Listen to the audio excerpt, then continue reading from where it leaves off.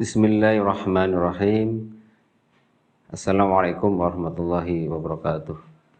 Innal hamdalillah nahmaduhu wa nasta'inuhu wa nastaghfiruh wa na'udzu billahi min shururi anfusina wa min sayyiati a'malina may yahdihillahu fala mudhillalah wa may yudlil fala hadiyalah.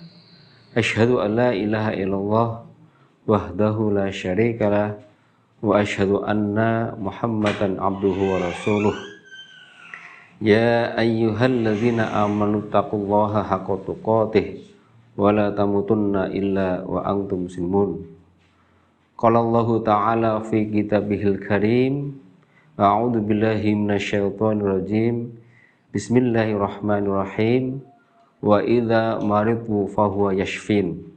Qala Nabi sallallahu alaihi wasallam, inna khairu ma tadawaitum bihil hijamah, thumma inna afdhala ma tadawaitum bihil hijamah, thumma ma marartu lailata usriya bi malaikah ila qalu ya Muhammad mur ummataka bil hijamah, thumma asyifa fi salasah syarbati asal wa syatahti mijam wa qayyati nar. Amma ba'du. Peserta kelas holistik ya, Bekam holistik yang insya Allah dirahmati oleh Allah Subhanahu wa Ta'ala. Alhamdulillahirrahmanirrahim. Pada hari ini atas izin Allah Azza wa Jalla, dengan limpahan rahmat, hidayah, taufik dan inayah kepada kita sekalian, juga nikmat yang senantiasa diberikan kita sekalian, yaitu nikmat sehat dan kesempatan, sehingga kita bisa berkumpul bersama insya Allah di kelas Bekam holistik ini dengan kondisi yang sehat walafiat, tak kurang suatu apapun, sehingga bisa mengikuti ya, kelas Bekam holistik ini dari awal sampai akhir insya Allah. Amin Allahumma amin. Salawat dan salam semoga tercurah kepada Nabi Agung Muhammad Sallallahu Alaihi Wasallam beserta keluarganya, para sahabatnya, pengikut-pengikutnya yang setia hingga akhir zaman. Amin Allahumma amin. Baik, peserta kelas Bekam holistik yang dirahmati oleh Allah Subhanahu Wa Taala, hari ini insya Allah saya sampaikan materi-materi yang ada di kelas Bekam holistik. Sebelumnya saya ucapkan selamat datang peserta pelatihan kelas Bekam holistik, dan mudah-mudahan kita semua bisa mengikuti kelas Bekam holistik ini, dan semoga Allah melimpahkan keberkahan pada kelas Bekam holistik ini sehingga bermanfaat bagi kita semuanya, wabil khusus kaum muslimin dan wabil am atau secara umum bermanfaat bagi seluruh umat manusia di dunia ini. Baik, saya akan sampaikan isi daripada kelas Bekam holistik ini, yaitu materi pertama terkait dengan apa sih pengertian holistik itu dan bagaimana konsep Bekam holistik. Jadi di situ nanti insya Allah akan saya jelaskan ya, arti daripada holistik yang pada intinya nanti ya, mengambil benang merahnya atau menyatukan antara pengobatan timur dan barat.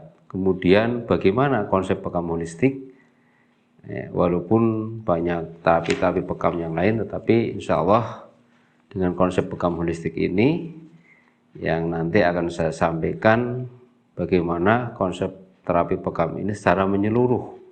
Jadi bukan hanya kita menerapi kondisi penyakit yang kita terapi, tetapi semuanya nanti akan dijelaskan secara holistik, baik jiwa dia, jasadnya dia atau fisik dia, kemudian pola ya, pola hidup, pola makan, kemudian lingkungannya juga, keberadaannya dia itu perlu disampaikannya. Itu isi daripada konsep bekam holistik. Kemudian materi yang kedua itu di mana sih posisi bekam di materi pohon ilmu. Jadi di sini akan saya terangkan ya bagaimana pohon ilmu itu menerangkan posisi bekam ada di mana. Kalau kita bicara pohon tentunya ada akar, ada batang, ada cabang dan ranting. Nah, di materi ini insya Allah akan saya sampaikan posisi bekam yang tepat itu di mana sih, sehingga meminimalkan terjadinya malpraktek kepada para calon praktisi bekam yang belajar di kelas bekam holistik. Jadi dengan mengetahui posisi, dia akan lebih mantap dan akan lebih yakin ya dalam melaksanakan terapi bekam. Kemudian dia akan selalu hati-hati insya Allah, mana yang boleh dibekam dan mana yang tidak ya. Jadi nanti insya Allah dia akan lebih hati-hati. Kemudian materi yang ketiga yaitu bagaimana posisi bekam pada kaidah diagram hukum keseimbangan. Ini penting. Di situ nanti akan dijelaskan ya bagaimana panas, dingin, lembab, dingin. Nah, posisi bekam yang tepat itu di mana sih areanya? Nah, ini akan dijelaskan di materi yang ketiga. Kemudian materi yang berikutnya, apa sih pentingnya berbekam di zaman now atau milenial zaman sekarang ini ya.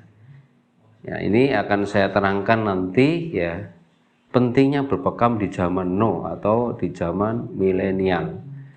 Ya, tentunya ya, dengan pola hidup, pola makan zaman sekarang ini itu memang begitu sangat pentingnya melakukan terapi bekam.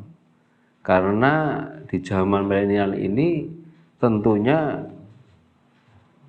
banyak ya sesuatu ya, terkontaminasi dengan radikal bebas, baik lewat udara, lewat makanan, dan lewat yang lainnya yaitu. Jadi ketika akumulasi racun di dalam tubuh itu penting sekali dilakukan bekam atau al-hijamah. Nah itu gambarannya seperti itu. Jadi di video nanti di pentingnya berbekam di zaman now atau milenial itu nanti akan saya terangkan secara jelas begitu pentingnya kita melakukan bekam, tentunya dengan kaidah ilmu sehingga tidak terjadi malpraktek. Kemudian di materi yang kelima nanti akan saya jelaskan terkait dengan sejarah bekam. Dari mulai sebelum Rasulullah SAW itu ternyata bekam itu sudah ada ya, diperjelas pada saat Rasulullah melakukan Isra dan Mi'raj, dan tentunya diteruskan oleh para sahabat dan para ulama yang fokus di pengobatan tibu nabawi. Jadi sampai nanti ke Indonesia ya. Insya Allah nanti di materi sejarah bekam ini akan saya urai secara lengkap insya Allah. Jadi paling tidak tahu gambarannya ya para terapis, dan dia bisa orang yang paham bekam benar dan tahu sejarahnya. Kemudian di materi berikutnya yaitu materi yang keenam, apa sih definisi dan keilmuan bekam. Insya Allah di situ akan saya jelaskan apa definisinya dan terkait dengan keilmuan bekam, sehingga dengan mengetahui definisi di awal kemudian paham memahami ilmu, paling tidak para praktisi bekam ini yang belajar di kelas bekam holistik nanti ada pemahaman keilmuan yang nanti bisa memotivasi para klien atau pasien-pasiennya. Kemudian materi yang berikutnya yaitu materi yang ketujuh akan saya sampaikan terkait dengan keutamaan bekam yang meliputi ya, yang pertama itu apa sih keutamaan bekam itu ya. Nah, ini dari kacamata dalil ya, atau hadis-hadis Rasulullah yang menganjurkan untuk berbekam. Ya, dengan mengetahui dalil-dalil atau hadis Rasulullah, paling enggak seorang itu akan termotivasi untuk terapi bekam. Kemudian di dalam keutamaan-keutamaan bekam itu waktu mana yang terbaik gitu loh. Waktu mana yang terbaik, kapan harinya, kemudian jamnya ya, sekalian tanggalnya, ya, di situ perlu dipahami ya. Jadi seseorang itu nanti akan termotivasi ya. Kalau dia hanya sekedar memelihara kesehatan, insya Allah dia akan termotivasi rutinitas untuk berbekam pada waktu yang ditentukan, yaitu waktu yang terbaik yang disebutkan di dalam hadis Rasulullah Shallallahu Alaihi Wasallam. Kemudian keutamaan bekam yang berikutnya itu terkait dengan masalah bagaimana hadis-hadis Nabi terkait dengan titik area bekam yang nanti dipilih gitu. Jadi dengan kita mengetahui bahwa ini ada hadisnya, paling enggak kita termotivasi ya. Apalagi klien ketika dijelaskan, dia akan lebih yakin lagi karena ada hadisnya ya.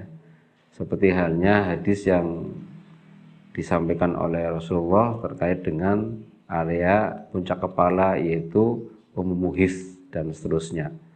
Nah, ini penting sekali ya, penting sekali. Maka saya masukkan di keutamaan bekam.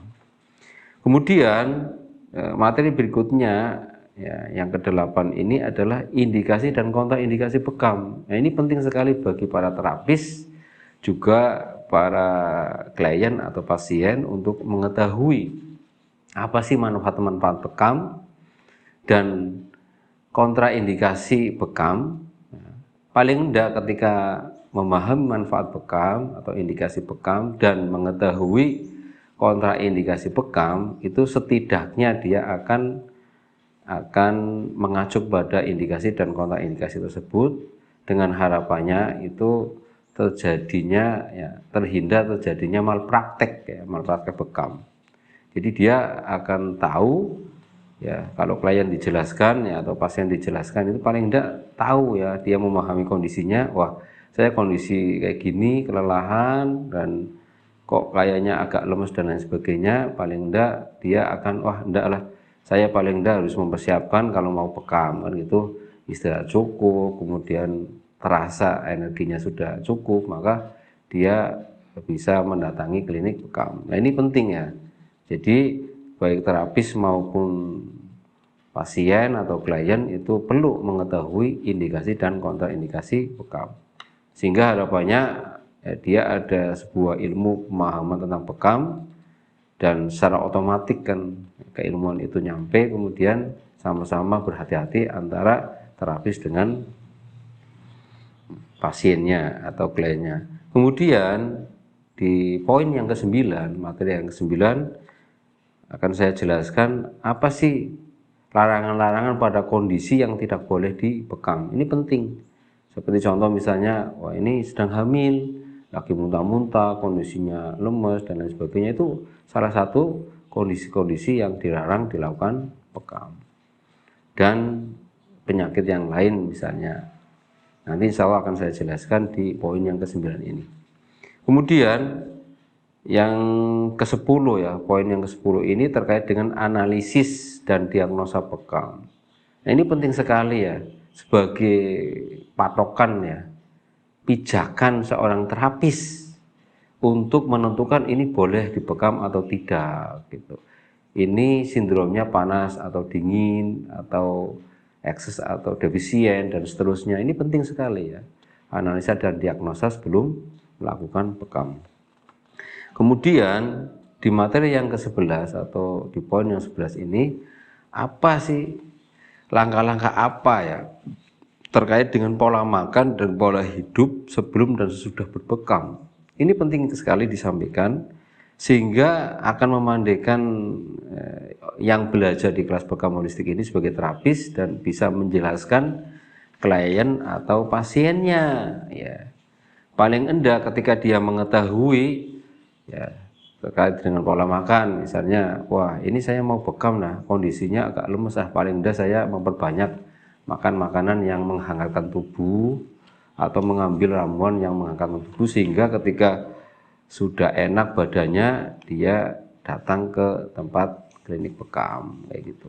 Atau setelah dia berbekam itu makanan yang terbaik dan minuman yang terbaik itu apa sih setelah dia melakukan bekam. Nah ini penting diketahui, maka akan dibuatkan video yang terkait dengan masalah pola makan dan pola hidup sebelum dan sudah berbekam. Kemudian di materi yang ke-12 atau di poin yang 12 ini ya, ini akan dijelaskan terkait dengan mengenal peralatan bekam dan fungsi-fungsinya. Bagi terapis yang belum familiar terkait dengan alat-alat bekam, paling tidak ketika disampaikan mengenal peralatan bekam dan fungsinya, dia akan paham ya, akan paham. Masa pembekam itu tidak paham alat-alat bekam? Ini nanti ketika ditanya oleh kliennya tidak bisa jawab ya, nanti paling tidak menurunkan harga diri seorang pembekam ya. Kemudian nanti di poin 13 ya, insya Allah akan saya praktekkan ya bekam, bagaimana persiapan sebelum ya, sebelum berbekam atau prabekam, kemudian bagaimana saat bekam ya, pada saat bekam ya, apa yang harus dilakukan ya antara terapis dan kliennya, kemudian pasca bekam. Harapannya ya tahu urutan ini antara pra pada saat dan setelah ya atau pasca, itu paham urutannya ya. Ini penting sekali. Jadi untuk mencapai pembekam profesionalisme ya, profesional itu bisa tercapai insya Allah. Kemudian di poin 14 ya, ini materi terkait dengan adab dan etika seorang pembekam. Ini penting sekali ya. Jadi seorang pembekam itu harus punya adab dan etika. Paling enggak ya, dia paham sehingga tidak terjadi hal-hal yang tidak diinginkan. Maka dalam bab masalah adab dan etika seorang pembekam ini ya, insya Allah nanti isinya adalah terkait dengan akidah seorang pembekam ya. Bagaimana dia meyakini ya adanya Allah Subhanahu wa taala, penciptanya dan seterusnya, itu terkait dengan akidah atau keimanannya dia. Ini penting sekali karena urusan iman, urusan Islam ya, iman dan Islam ini bab akidah yang memang harus dia pahami ya.